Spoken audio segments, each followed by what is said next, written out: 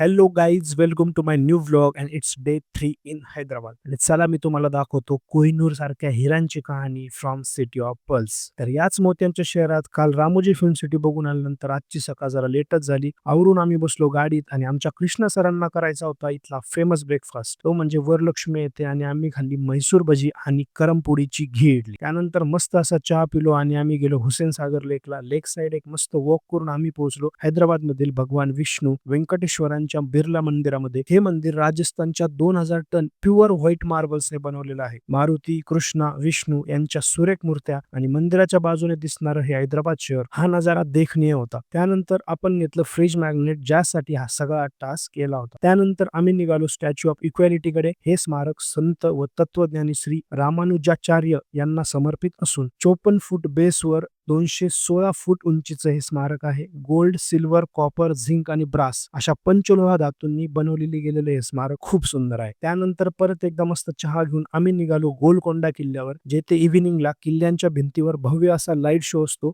जेथे शॉर्ट फिल्मद्वारे किल्ल्याचा इतिहास सांगितला जातो. हा किल्ला कोहिनूर सारख्या हिऱ्यांच्या व्यापारासाठी प्रसिद्ध होता आणि यामुळेच हैदराबादला सिटी ऑफ पर्ल्स म्हणजेच मोत्यांचे शहर म्हणून देखील ओळखले जातात. आणि फायनली आमची ट्रिप इथेच पूर्ण झाली. रात्री आम्ही आमच्या स्टेच्या ठिकाणी येऊन मुक्काम केला आणि बॅकपॅक करून दुसऱ्या दिवशी घरी निघालो. या ट्रिप सोबतच पूर्ण झालं माझं 11 ज्योतिर्लिंग, रामोजी फिल्म सिटी आणि हैदराबाद शहर. आणि माझ्यासोबत आलेल्या या मित्रांचे खूप खूप आभार. I owe you one guys, love you. चला आता आपण पुन्हा भेटू आपल्या रेग्युलर रुटीन मध्ये. तोपर्यंत हा व्लॉग बघा, आवडला तर शेअर करा, कॉमेंट करा. जय श्रीराम.